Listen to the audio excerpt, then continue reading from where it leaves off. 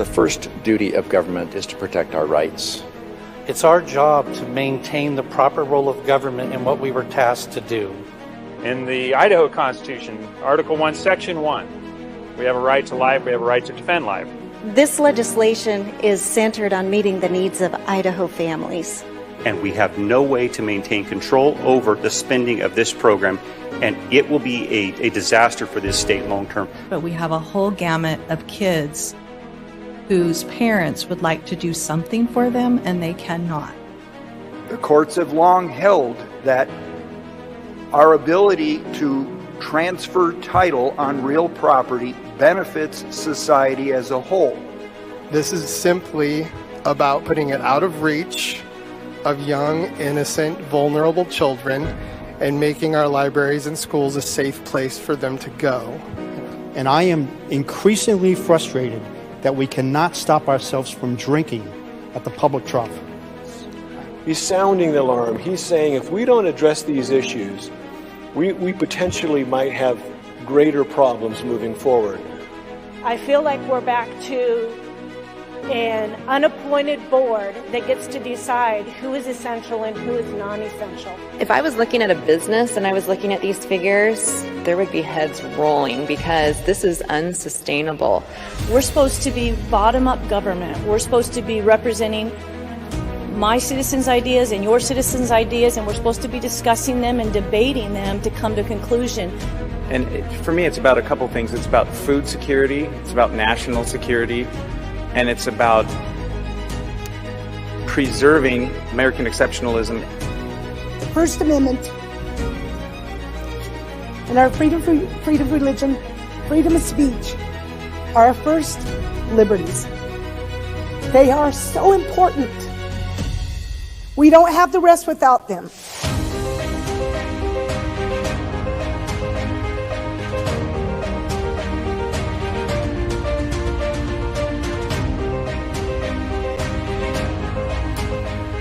Good morning. It is April 3rd, 2024. It is 11:32 in the south, 10:32 up north, and right now the Senate is debating House Bill 710. This is the library bill. It passed in the House. It's now on the Senate, and debate has been ongoing now for a bit of since they came back at ease. They've been discussing this bill. It's been going back and forth. And so we will keep tabs on this. We have a big show scheduled today, and we want to get to it right away. We have a special guest joining us. But we'll keep tabs on this library bill that's happening live in the Senate. Some other news that happened yesterday after we got off the air. 3 bills passed the Senate. House Bill 421, which defines and makes consistent across the board the definitions of sex and gender. That passed in the House 54-14. It passed yesterday in the Senate 26-8. That heads to the governor's desk for a signature. House Bill 538, which we've been watching diligently, is the compelled speech bill. This would prohibit the compelled speech of using pronouns and titles for people in government.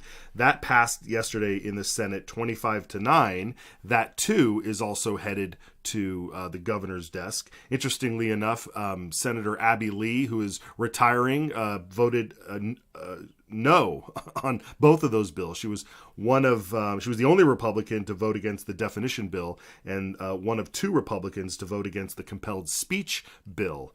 Her and Senator Linda Wright-Hartgen voted against that. And then the ballot harvesting bill, where we're going to prohibit ballot harvesting in Idaho, House Bill 599, that also passed yesterday, 28-6 in the Senate. And that got some bipartisan support, as Democrat Senator Just also voted for that. So those bills head to the Governor Little's desk. Okay. I have a story. We have a story to unfold for you, because yesterday we played live some of the debate on House Bill 722, which funds the in-demand careers, the launch grant program. And it's fascinating because we covered the debate in the House and the Senate. And what was really fascinating that we pointed out was that apparently the main arguments for funding this program seem to be that there is a high attrition rate when it comes to college students not finishing college or high school graduates not going to college, and that this program is helping raise those numbers and get people into college. And I'm going to try to refrain from calling them kids because these are adults. And so we have a situation here in Idaho where it appears that Idaho is now taking it upon itself to pay for college. With a catch. You can go to college as long as you take on these jobs that are deemed essential by something called the Workforce Development Council. And so the bill that we watched yesterday was the Workforce Development Council funding, which covers the launch grant program. It appropriated over $71 million, and it included adding 3 more full-time positions to this agency, thus expanding it. So it appears now. Well, let's just do this. I want to show you 2 clips. I want to set the stage to where we are. Senator Lent. This is Senator Lent yesterday discussing the funding of this bill. He closed out his debate with an appeal to everybody about like I said, the attrition rates of college students. So let's listen to Senator David Lent here for a bit. Thank you, Mr. President and Senator from 12. You know, it's interesting that we talk about the attrition rates in education. I'm sure the good senator from 12 is aware of the attrition rate from the current higher education system. Those numbers are significantly lower, and particularly, I believe the number I'm referencing is 72% on average don't finish from traditional higher education. Certainly, we know from our appropriation process that we're around $700 million a year that we're spending on higher ed. That's an issue. So let's talk about why what we're doing here makes a difference. Let's go back to 7th and 8th grade. We now have a law in Idaho that if you're in the 7th and 8th grade in Idaho in middle school, you're required now to take a course in career exploration. So by the time you start the 9th grade, your traditional high school years, you have already had some opportunity to think about what my interests might be. These states and countries around the world, that's how they do it. They help their students start thinking about it at an earlier age. So not like myself or as a school board member, when I would shake those hands of those graduating seniors as they'd walk across the stage, and I knew really well that they had no idea what tomorrow was going to be like. It's like, well, I'll worry about that tomorrow. I'm going to get a job this summer and we'll see how it goes. These institutions that are successful, these states and these countries, they start at an earlier age. They start thinking about it. I had the opportunity to go to Finland and spend a week diving into their education system, and Estonia as well. What you find is this is how they do it. They don't wait till a kid graduates from high school and then say, well, I think I'll figure it out this summer. Because what happens is we lose them. And now we have, in this day and age, it was different in my day and age or my dad's day and age, but in this day and age, if you come out of high school with no marketable skills, it's a tough go. Try making a living. Try supporting a family with no marketable skills. Those days are gone. In my grandfather's day, a high school education was a big deal. In my day, we were told, go to college. Doesn't matter what you get a degree in, just go to college and get a degree. Okay, so we'll make this available later if you want to listen to more of the argument.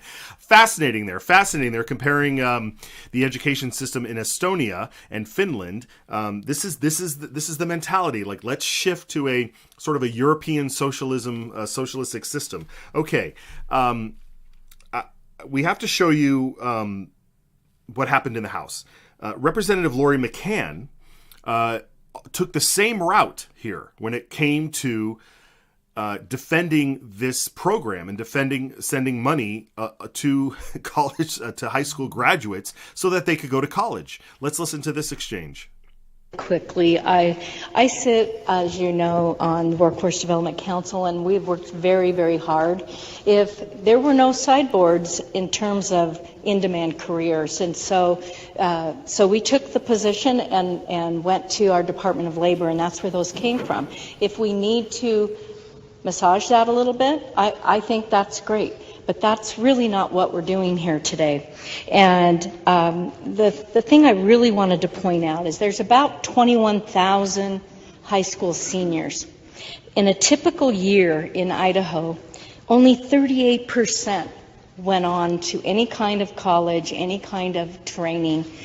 And with this launch, that we can help give these kids that would never have gone to college, we are now, in my calculation, with 21,000 and 13,630 that have signed up, we're at about 65% of our high school seniors who are saying, I want to go on to college, and this gives me an opportunity. So I think that this is an Idaho program for Idaho kids going to Idaho schools that will get training, get jobs, and come back as higher paid folks, and who will be paying taxes, who will be good citizens, good stewards. So I'm really, I think that we need to look at this as a big picture. And the other thing is, one of the debaters said this morning that they can go right to work, but I don't see going right to work and making $15 to $18 an hour at McDonald's as a career and something they can count on for their entire life, because you can't raise a family on that on your own.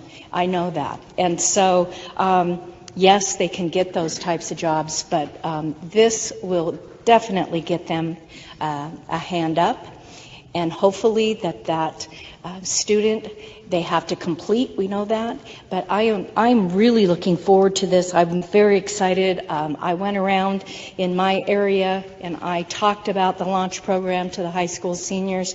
One of the schools when I went, we were in Kendrick, and we said, how many of you know about the launch program?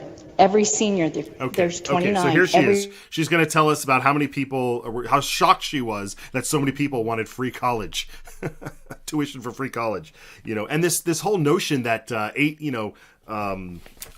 these entry level jobs at McDonald's are somehow like, who's gonna make a career, who's gonna make that their career their whole life. Well, that's not the expectation. Those are entry level jobs for recent high school graduates who don't quite know where they're going, or they need an extra job, whatever. Okay. All right. So how did we get to this point? Because if you recall, in November of 2022, there was a ballot question. There was a question on the ballot, and all this was an affirmation, and they called it an Idaho advisory question. And the question was, do you approve or disapprove of the state of Idaho using, bring this full screen here, using a record budget surplus to refund $500 million back to Idaho taxpayers, reducing income taxes, I'm going to paraphrase as we go along here, and then put more money into the classrooms by increasing education and student funding by a record $410 million. So that's what the question was on the ballot. Now let's look at how that vote went through after reading that. 80% voted in favor of that question. They said, yes, we approve of that. So it said we approve of putting $410 million into the education system. Did it say anywhere in there that we were going to pay for college? I don't think so. If you were told we're going to pay for college, would you have voted that way? Some of you might. But I would say the vast majority of you wouldn't, as polling suggests across the nation, when it comes to fully funded or tuitions being paid for by the state for college. So that was the question. That was the question that was on the ballot. And this is the thing that they're funding and that they're using now. It gets worse, folks. It gets worse. We're going to go into the history of that bill, H1, which was a special bill that came through the legislature during a special session in September of 22. We're not at this part yet. We're not at this part yet. During 2022, the leftist organization Reclaim Idaho gathered enough signatures to put on the ballot an initiative. This initiative would have raised taxes on people making more than $250,000. It would have raised their taxes over 10%. It would have raised the corporate tax rate from 6% to 8%. And then this increase in revenue would all be put into something called the Quality Education Fund, which would increase the amount of money that goes right into K through 12 education. Some say that because this initiative had gathered enough signatures, it was going to be on the ballot, that it was going to pass. And we would have seen taxes increase, and we would have seen all this money get earmarked directly into the big coffers of Big Ed and move along. So because of that, Governor Little and some of his friends got together, called the legislative session back, called the legislature back into session, because we were dealing with a huge surplus in Idaho, a huge budget surplus. We have collected tons and tons of taxes. We have tons and tons of federal money left over, and we had all this money that the governor and his partners on this wanted to spend it. They did it in three ways. They wanted to give $300 back, a tax refund of $300 per person, per taxpayer back. $300, one-time $300 refund back, right? The second was a reduction in corporate and individual tax rates, bringing it down and making it a flat tax of 5.8%. And then the third thing was to earmark $410 million to go towards education, $330 million to K through 12, and then $80 million earmarked for something called an in-demand career fund, which was very vague at the time. That was that graphic that they showed a moment ago. But we'll get to that in a second. You don't need to put it up again. So when the legislature convened, the debate over this focused on whether this bill was constitutional or not, because it had three different topics in this bill. There was a motion to break apart this bill so that they could vote on it in three separate bills, or at the very least in two separate bills, taxes and funding. Okay, that motion failed.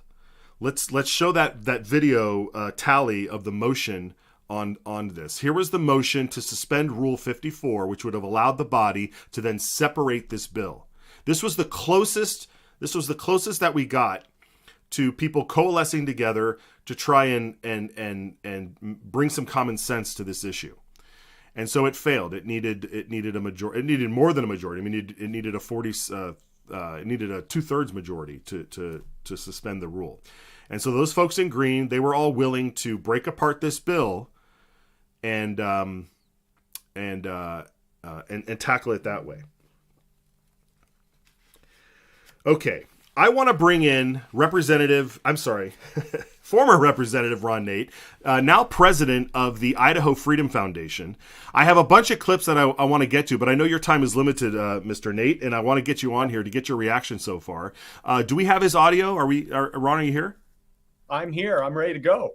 Okay, great. So what is your reaction right now to where we kind of, because you were in the legislature at the time that this stuff began, this conversation, this in-demand career fund and all this. And now you just saw Senator Lent and Representative McCann say, hey, we're paying for college. We want to give these college students a chance. What's your lay of the land? What do you think? I'll respond with three words: cronyism, dependence, and eternity.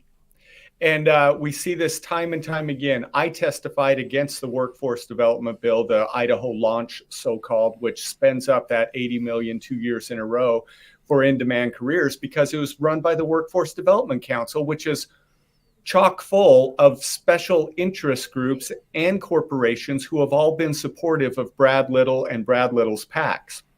And so it was very inside politics for them to direct money for their own interests. By the way, included on the Workforce Development Council is an AFL-CIO representative. Yeah, we have that list. Let's bring that up. Yeah, here we go. Here's the count. Meet the council, Ron. Meet the council. And you look at that, and it's all of these liberal insiders. Even the legislators they chose to put on there are some of the most liberal legislators because they want to spend up the money. And so you have the cronyism aspect. The second aspect is dependence, is that, college used to be, do I decide to invest in a college education knowing it's going to lead to higher potential incomes for the rest of my life? It's a return on investment question. But now when you have somebody else investing, paying you to go to college for free, then first of all, you don't take it as seriously as you do if you're spending your own money. And second of all, the return on investment isn't returned to Idaho, it's returned to that individual to pay them for going to college for things that this development council deems are valuable. Well, what do they determine as valuable? The things that serve their own special interests. Finally, eternity. Ronald Reagan said that nothing on earth approaches eternal life so much as a government program. This government program has already grown in just 2 years to be eternal. It's going to be 80 million a year. And I bet it increases because the word on the street is, we had way more signups than we anticipated. When you give out free money, expect a lot of signups for it. And by the way, there is no clawback on this if they don't stay in that major. There is no provision for it actually going to those in-demand careers. So there's going to be a lot of wasteful spending. You're creating a culture of dependency, and it serves the special interests of Governor Little and his cronies, who, remember, did this tax rebate as part of this bill just 2 months before the election. Right. Well, let's look at this. Let's look at this language. So let's bring up that language of H1. In this was the in-demand career section. This was a basic section. We're going to play the clip from former Representative Steve Harris a little bit later. But I want to look at this. This was the part of a very long bill that set up the in-demand career funds, and you can see here it has what the monies in this career fund are subject to. And there were three things. There were three things laid out, and this was all that was in the bill. When the launch bill came in a year later, H24, let's bring up that graphic. You see that they amended the in-demand career fund and added all of these lines below it, right? And all of these different rules, including if there is more demand than money available, then they get to spend $10 million more. So this goes right to your point that they've seen such tremendous success in signups. They've already baked into the system, that they could hand out $10 million more dollars. Is this how it works? You write a bill and then you, because at one point they said that this H1 bill, it got swapped out at the last minute because there was some grumbling over what was in it, and maybe perhaps this was in there already, and they just X'd it out and came back next year. I mean, is this what am I looking at here? It's to be expected, but it's not to be expected in Idaho. I bet if you went and asked the average Idahoan what they thought of maybe a student debt forgiveness program or a free college program a la Joe Biden, they would go, no way. College is for the individual. They should choose to do that, work hard for scholarships, do all those things. But this free college thing is just not for Idaho. But this is happening in Idaho. And it's because the legislature doesn't match the conservative values of the average Idahoan. There are a few liberty legislators in there, but by and large, it is a very liberal legislature. Right. So I want to play this clip from Representative Mark Harris, because he talks about what all that funding could be used for. And then, because the bill passed, we had a representative this year ask, "Hey, where did that money go? Where did that money go?" So let's watch this clip from Representative Mark Harris. I'm sorry, Steve. It's Steve Harris, right?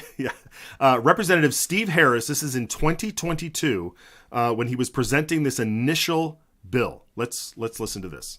There's a couple of funds that get funded. One fund's called the Public School Income Fund. It already exists. The money from the Idaho Endowment Fund goes in there. And the purpose of this fund is to benefit, use the word twice, benefit the beneficiaries of education. Who are they? Your kids, I think, primarily.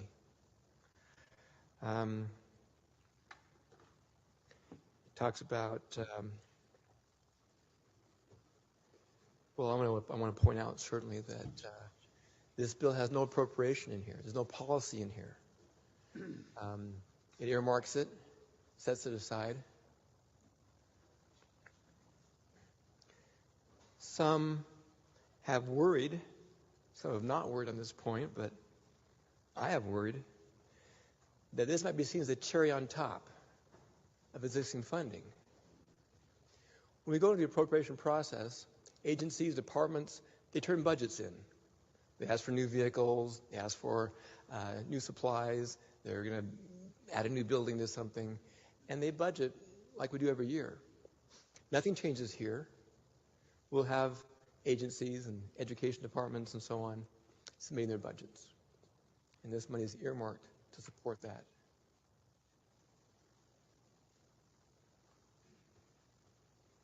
How can this money be used? It can be used for beneficiaries, for our kids. Is this education savings accounts? Is this vouchers? Is this school buildings to relieve property tax and bonds and levies? I don't know. It can be. I've been pushing for those kinds of topics for a long time.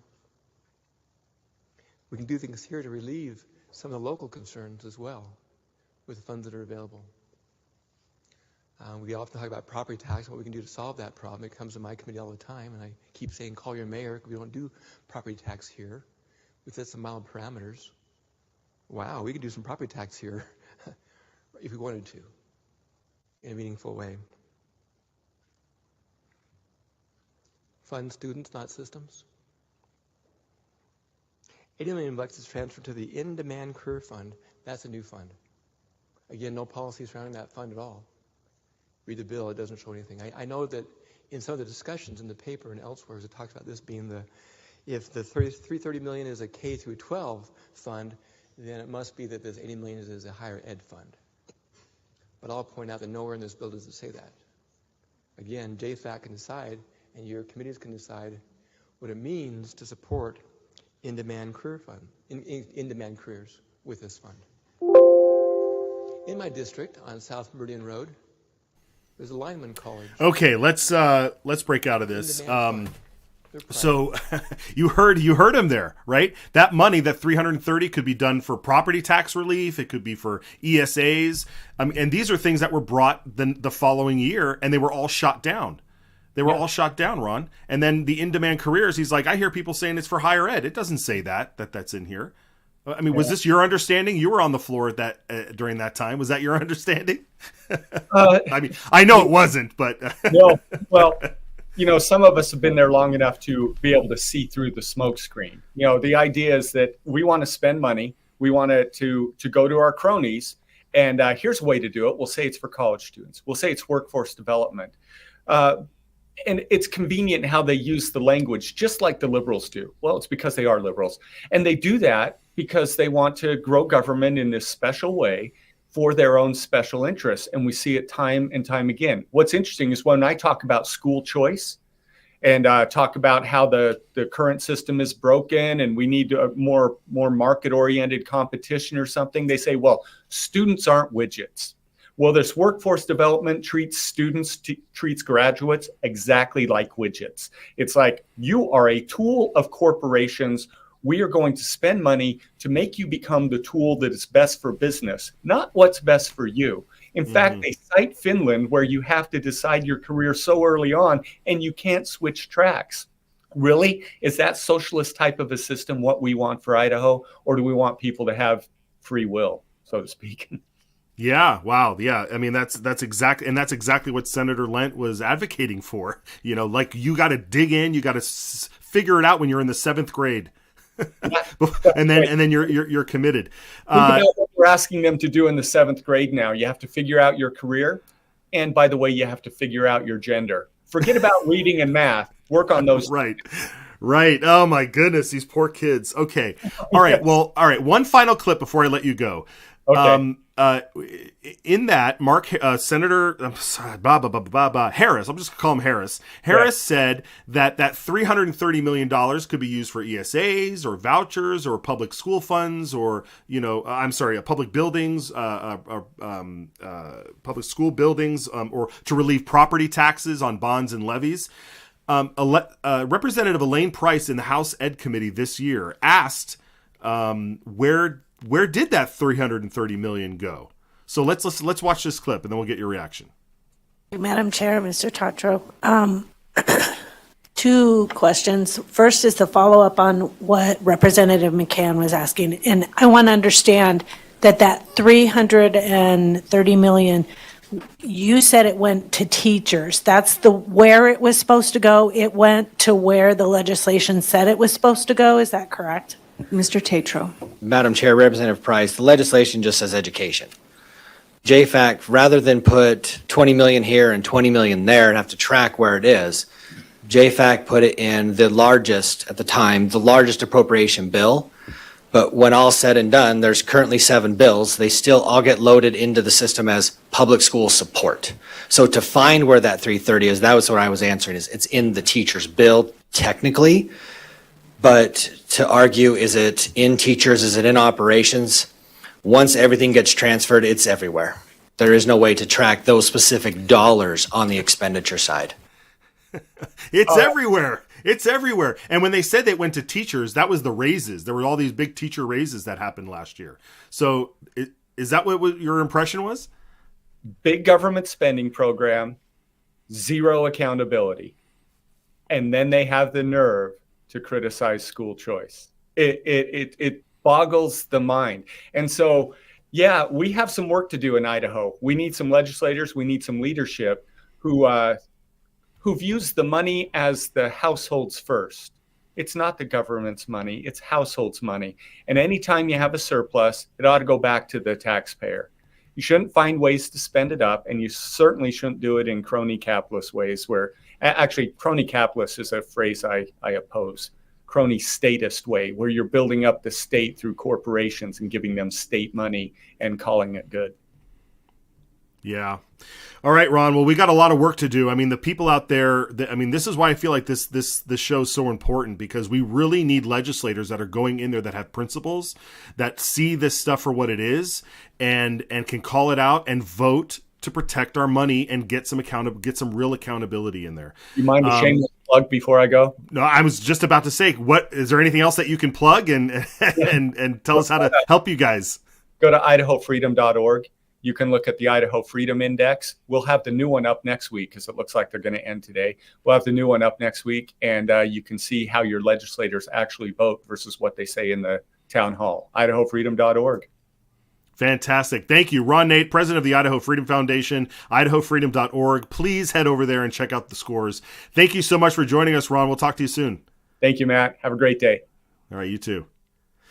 All right, folks, we are going to continue with this because you need to see the full picture here. And so we're going to take a quick break. We'll come back. The library bill is still being debated on the Senate floor, so we haven't missed out on any big news there yet. But we are going to continue this deep dive onto something that I did not expect would be happening in Idaho.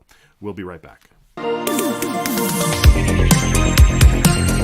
It's our job to maintain the proper role of government and what we were tasked to do.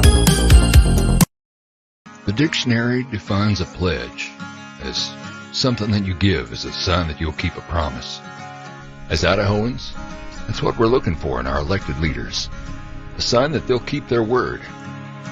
Talk is cheap, and so are political promises, hidden agendas, and special interests. This is why we created the Citizens Alliance of Idaho Pledge, affirming the values Idahoans have been living by for over 100 years, inspired by the only 2 documents everyone has agreed to live by. So when an Idaho legislator signs our pledge, inviting voters to publicly hold them accountable, that's what we call political integrity. The pledge restores trust and honesty between voters and their legislators. It means protecting our shared values and ensuring your voice is heard in Boise. And that is priceless. Thank your legislator for having the political courage to sign the Citizens Alliance of Idaho Pledge. And if they haven't, it's time to ask why.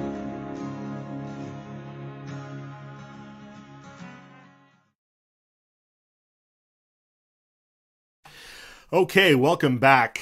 We are taking a deep dive into what basically amounts to free college in Idaho. And this is not what you all affirmed in that ballot question back in November of 2022. This isn't what was pitched to us during that special session in September of 2022 when they were passing House Bill 1 during that special legislative session. And just let's do a quick recap here, okay? Heather Scott, I'm not the only one. We're not the only one that caught that Representative McCann said that we were pushing forward with this funding to pay for college and to increase participation in college. Representative Heather Scott, shortly after Representative McCann said what she said, stood up with this question. So let's play that clip. Good lady from 2. I'm wondering if the good lady from 6 would yield to a question. Would the lady from 6 yield to a question? Lady yields. Lady yields. Thank you, Mr. Speaker and good lady. I thought I heard you say something about that this will help kids be able to go to college to further their education, but I'm a little confused because I thought this was for workforce and for training. So can you clarify what you meant by that statement? Lady from 6. Well, I certainly can. I see college, career and technical education, in-demand careers, essential careers, however you want to define that these students are going on to a program, whether it is a 2-year, if it's a teaching degree. There are 2,200 are signing up for healthcare. We know that healthcare is in total. They are searching for people to come, nurses, technicians, so on and so forth. And there's 2,200 of these 88 or 13,630 that are just in that career. So that's what I meant by that. Good lady, thank you. She's searching for words. She got caught. She knows she got caught. She got caught with her hand in the cookie jar. The cat's out of the bag. This is to fund college for recent graduates or anybody really. I mean, why couldn't anybody sign up for these grants and just go to college for free on the taxpayer dime? That's what we're all about, right? But to go back to, I encourage you, go back and rewatch. We're going to clip it out. Go back and rewatch Ron talk about how, in Estonia, in Finland, they want to lock you into a career during the 7th grade. What is that, 12 years old when you're in the 7th grade? 11, 12 years old? And that's it. And then you can't get out of that position. And I'm sorry, but that's not freedom. That's not what we do in this country. That's not how we develop entrepreneurs. That's not how we. It's just not how we operate. And I don't think anybody in their right mind thinks that that's what we should be doing. So these people are not in their right mind. Okay, let's take a moment. We're going to slow down here. I know I kind of barrel through this stuff because there's just so much. There's so much. We watched Representative Mark Harris talk about what that original bill, H1, was going to do. Okay? Here's another thing that this bill could have done. During that special session, I went to Boise. And so I was in the building all day watching this bill go from the House to the Senate to the committees back and forth and then voted on and all day long. And I was having conversations with people because, like I said, the big argument at the time, the big debate at the time was whether or not this bill was constitutional. Because in Idaho, rule is that every bill in Idaho should be a single subject bill. That's why most bills are fairly short, 1, 2, 3 pages long. Some are longer when they touch upon a large code that covers everything, but they're generally not covering different topics.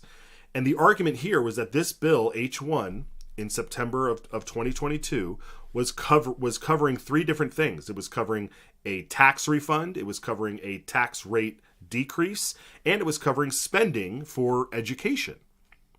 3 separate things. You could say maybe it was 2 separate things, where the tax refund and the tax rate being taxes could be one thing, and spending was another thing. But so that was the big debate. I was trying to understand why certain people that I thought may be against this bill as a whole would vote for it. And one very prominent legislator, been there a long time, wields a lot of influence over a lot of different aspects of the legislature. I had a conversation with him in the hall, and I said, what is it with this increase in spending, for education? It's just like, it doesn't say what it's for. It's just going to be an increase. We keep giving more and more historic investments in education after 2 previous sessions where that term historic investment in education was used to put more money into education. Meanwhile, all the things, the scores are going down, attendance is dropping, and all the like. And he told me, he said, we have a chance now, if we have this surplus going on, that we have a chance now to fund education all by ourselves without federal money. He told me, if Idaho can fund education without any federal money, then we can tell the feds to get out of here. And we can cut all the strings that come along with those federal dollars. And we can say, no, in Idaho, we fund our own education system. We don't need any federal money. Now, to someone like me, to you, that's a dream, right? We don't want any of that federal garbage and federal control over our education system like it currently is. There's a lot of the problems that are happening in our schools today are because of the strings attached with the federal dollars. And so I thought, okay, well, is that a gamble you're willing to take? Is that going to be the argument that goes around? Well, it was his argument. And I said, all right, well, I'm going to hold you to that. I want to see next year when we come back that $330 million is going to be able to offset federal dollars, and we can kick the feds out of Idaho. Well, as you know, and as Representative Price pointed out, while that money did go into the education and it was apparently spread all over the place, including raises for teachers. So it was cherry on top, as different than what Representative Harris said in that clip. It certainly didn't allow us to kick the federal government out. In fact, they came back this year and said we need even more money. The Democrats came back this year and said we need more money for education. That's all we keep hearing, more and more and more money. Okay, so we played the clip of where's that $330 million. At the time, Representative Ron Nate, who we just had on the program, then doubled down with a question during the debate on H1. Let's listen, because this is very, very important, because this goes back to the question that Elaine Price asked about where that $330 million is and where this $80 million launch program is headed. Let's listen to Representative Ron Nate. This is in September of 2022, debating this House Bill 1. Substance in this bill is the education spending. And yes, everyone's calling it the education spending component, and at the same time trying to say it's a tax issue. Well, we are committing $410 million ongoing from sales tax revenue. And by the way, sales tax revenue is typically divided up by percentage, that some percent goes to local, some percent goes here. But this is one of the few categories of sales tax that's going to be decided by a dollar amount. What happens when there's a recession and sales tax revenues drop? $410 million every year is committed. That could overpower the other portions of the sales tax. Local governments who get sales tax revenue sharing ought to be very worried about that component. If that sales tax revenue drops, local governments are going to be the ones who feel that pinch. I don't think the education component ought to be in here at all. In fact, it doesn't even take effect till fiscal year 24, and in between we'll have a legislative session. In other words, we are here deciding essentially an appropriation issue that the next legislative session will decide. That's not a good way to do legislation. The next legislative session ought to be deciding the appropriations for the following fiscal year. We shouldn't be appropriating for years and years on out from the 66th legislature. So the substance of this bill is really lacking. And I want to point out, too, that it's been said that the education component is paltry compared to the income tax cut. I argue it's not. The one-time rebate of $500 million and the ongoing $161 million of income tax cut in 2 years amounts to about $820 million. In 2 years, the education component adds up to about $820 million. Then ongoing, every year from there, the education component overpowers the tax cut. The education component of this will be far larger than the relief given to households from this bill. The substance of this bill is flawed. Reason number 3 to oppose it is the bad precedents we are setting today if we pass this. Boy, I'm telling you, yes, the bad precedent. Okay, did you guys capture all that? That bill, when it earmarked $330 million and $80 million for a total of $410, that's in statute. That has to happen every year. So every year, $410 million out the door into the big question of that Elaine Price asked, which is where did we spend that money? So every year that money goes. It's just part of the budget. But that $500 million tax refund that happened in 23, that was a one-time shot deal. That's it. You don't get any more of your money back. And then the tax rate of 5.8%, that stays, right? But that money just keeps going. It just keeps going. So is anybody outside of Elaine Price or people that come on to me, folks like Ron that come onto this program, is anybody in leadership going to ask the big question? Where is this money going? Because remember, on the ballot in November 2022, 80% of people said, yeah, we approve of this. We approve of this. Are you starting to feel like that they're lying to you? Like, normally I would be angry at 80% of the people going for this nonsense. But if we go back in time, this is not what we were told, right? There's a great book out there called How Do You Kill 11 Million People? Or something to that effect. And the big answer to that is you lie to them. And it's a short book on Germany in the 1930s and the Nazi regime and the Holocaust and all of that.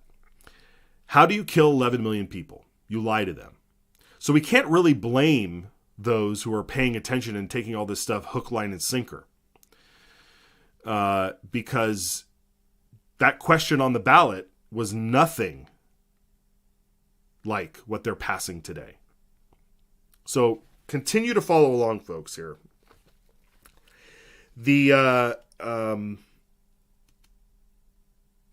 Okay, we did the comparison between H1 and H24 with the In-Demand Career Fund. So in 2023, when the launch bill, now that bill passed, and you all, everybody out there, 80% of the people out there confirmed, yeah, this is what we want to do. The launch bill came before the legislature, and this dealt with that in-demand career fund, this $80 million that we now see being told it's going towards higher education. It's helping students go to college, and let's raise those numbers up and get them committed to college so they don't have to exit college and not know what they're going to do, even though I think that's the trend. Most people exit college and can't get a job anyway. But at least here we're going to choose that job for them, and they'll have something ready to go, right? And we'll pay for it all. So that was the bill. That was H24, the launch grant bill. Ron Nate touched upon an aspect of this, which he did right at the top there when he talked about cronyism. And he testified before the Senate hearing, before the Senate committee on the hearing for H-24, the launch grant bill. And at the end of his testimony, he had 2 minutes to testify. And at the end, he was asked a question by Senator Lenny about something that he was just about to go into but got cut off. So let's pick up the action there. Mr. Nate, what do you mean by this? The last thing you said, this bill is fraught with cronyism. Mr. Nate. Mr. Chairman, Senator Lenny, that's a great question. In the House committee hearing, Representative Blanksma, who was the House sponsor, said, quote, "If Doug Sayer needs some welders, then this bill makes sure he can get those welders." Now, Doug Sayer is a big business leader in Eastern Idaho. He leads Premier Technologies. Premier Technologies donated $2,500 to the Brad Little campaign and over $25,000 just this January to Friends of Brad Little. Mr. Chairman, I object. That's good. Thank you, Mr. Nate, for the answer. That's good. Okay. There are many others on the Workforce Development Council making such donations to Brad Officer, Little. would you help us? I need you to sit down. Oh, am I done? Yes. Okay. Thank you. Let's make no mistake about what this bill is about. Wow. Did you see that? They got so triggered, he asked the officer to come up because Ron was going to stand at what was he going to do? Can you believe that? This is what happens when you're over the target. Ron Nate was over the target and they called in the police. Incredible. Ron, the most dangerous man in Boise. Incredible. Oh, man. I'm telling you. Wow. Okay. So let's talk about this Workforce Development Council. Okay. We had it on the screen before. This is the list of who's on it. Okay. A lot of these folks, some of these folks, I won't say a lot of them, but some of these folks showed up to testify in support of the launch program. But you'll see on here, you'll recognize Representative Lori McCann. I think she pops up. There she is. There she is. Representative Lori McCann is on this council. Senator Semmelroth, the Democrat in the Senate, is on this department, is on this council. Somebody from the AFL-CIO is on this council. And these are all the people that are determining which careers are in demand, if you will, and where this money can be spent. So this is the council. This is who is going to construct from a central point how students, what students should be focusing on when they go into their higher education that we're all going to pay for. Okay?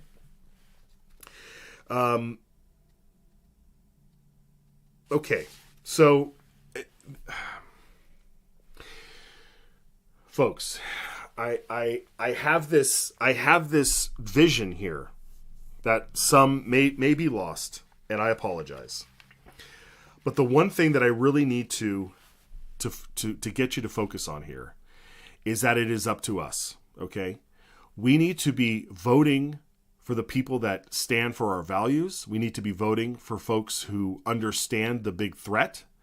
And when you hear representatives or senators stand up and talk about how a system in Estonia or Finland is far superior to the one that we have here in America, or that we should be paying for college for students, we are headed into dangerous territories. So watch the votes on these bills. Watch the vote on these bills. Check out the scores that Mr. Nate said over at idahofreedom.org. Check out who is signing our pledge at citizensalliance.org, citizensallianceidaho.org.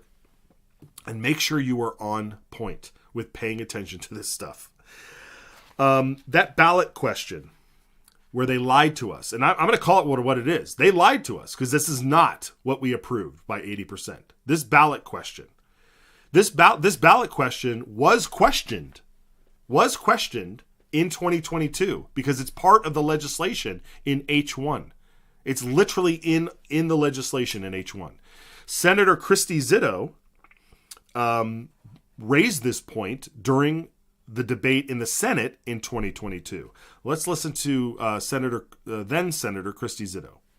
I'm going to close with the last thing in here, where we will have on the ballot to ask the opinion of the citizens of the state of Idaho if they think that the legislature is doing a good job. The citizens of the state of Idaho get to decide if the legislature does a good job every 2 years when they go to the voting booth to vote for those people that will represent them in this legislature. And so I'm not exactly 100% sure where this question is going or why you would even want it on the ballot. Because every person that's sitting here in this room today, at some point, their constituents felt like they were doing a good job. If we're not coming back because we lost an election, our constituents have spoken, and they have told us that they didn't feel like we were doing a good job.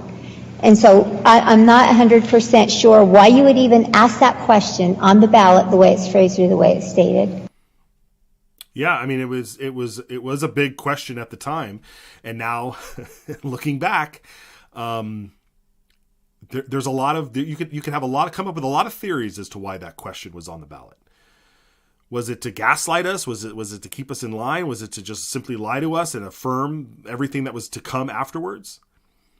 One point that was made about that special session that I want to make clear, and we're going to go into overtime today, folks, so just get ready, is in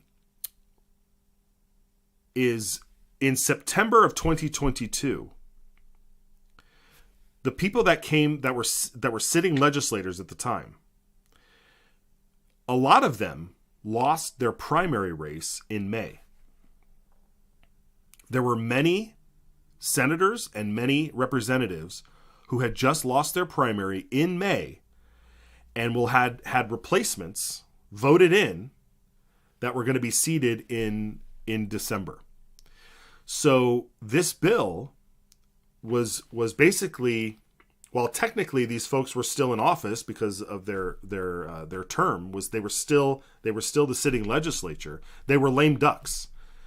They were lame ducks. They had already been voted out. I think there may have been upwards of 20 people that lost an election or were voted out, or maybe that some retired. But there was a hefty number of folks who had lost an election, who had come back, and were making this law for the next legislature to deal with.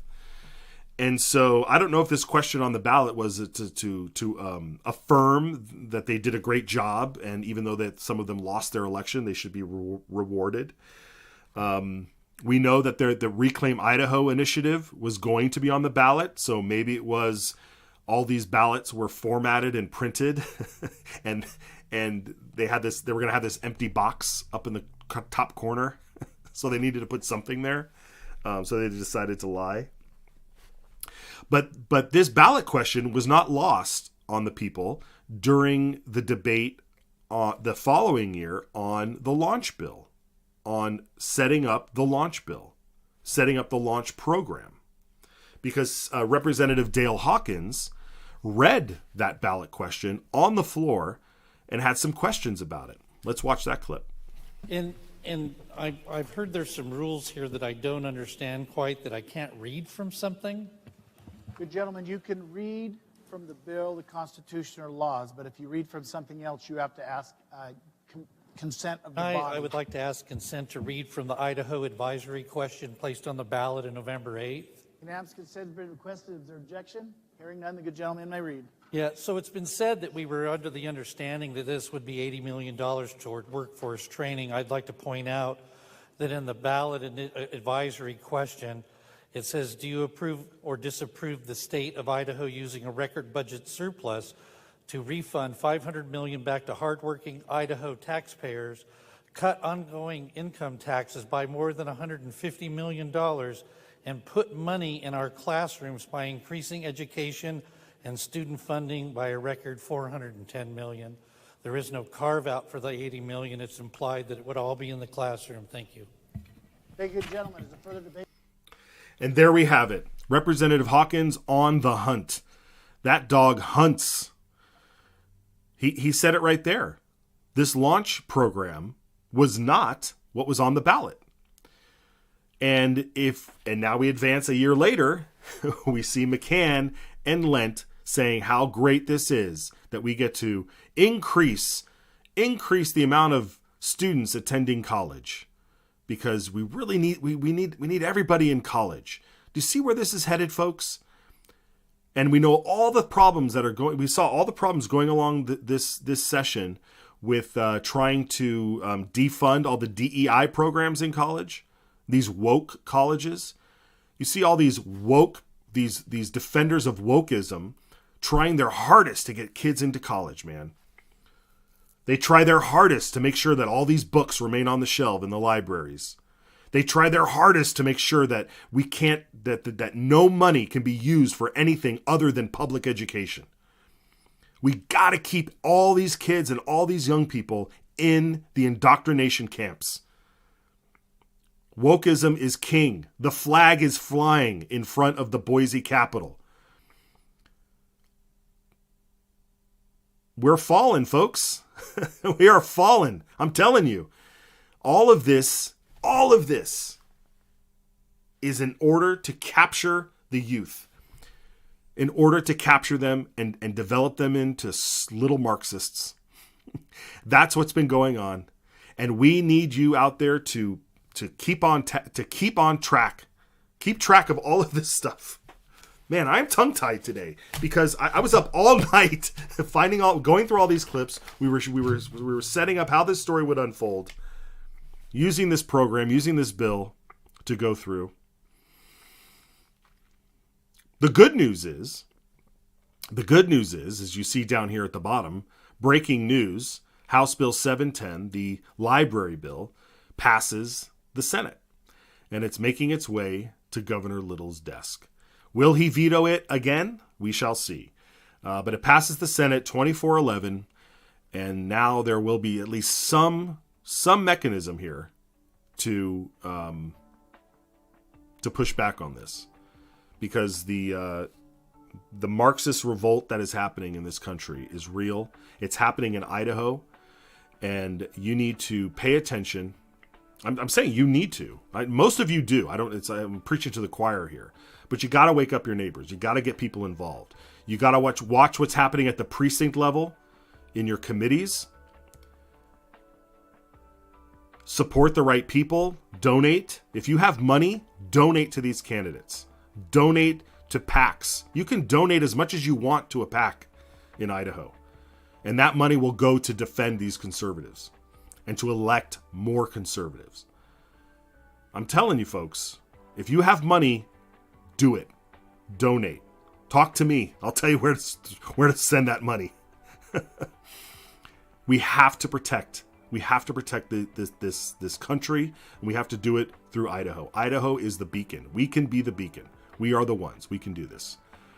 There is a lot to be thankful for this session. It's not over quite yet, but there's a lot to be thankful for. We have some small victories here, but there's a big overarching threat, and it's a Marxist threat. And I don't know. You may think I'm being hyperbolic, but that's what we do here. We're trying to cut through the noise. We're trying to cut through the noise with the signals. So, all right, folks, thank you for joining us today. We are not going to be live for the rest of the week. But we will try and keep you up to speed on our social media channels. We'll share some of the debate on House Bill 710 with some clips. They just showed idahosignal.com. That's great. Head over there if you want to support us. But yes, I appreciate all the support for this session, and we've got some good surprises coming up. So I hope you stick with us and follow us on our social media channels. And also, if you're on X, because I'm on X, everybody gets to pimp their own personal stuff. I'm on X, @TrueMattEdwards. @TrueMattEdwards on X. So go follow me so we can keep in touch. We've got some good specials coming up through Idaho Signal, but it has been a blast and very effective. You signal callers out there have done a great job contacting your legislators and so forth. There's a comment over here. What is this comment? We got a new comment. What is this? Here, let's show this one. Thanks, Bill. Great show. Okay. All right, folks. We'll keep in touch. We'll be back, and more to come. Thank you for watching. We'll see you next time. This bill, I think, it puts a stake in the ground that says we have a sovereign right to protect what's ours.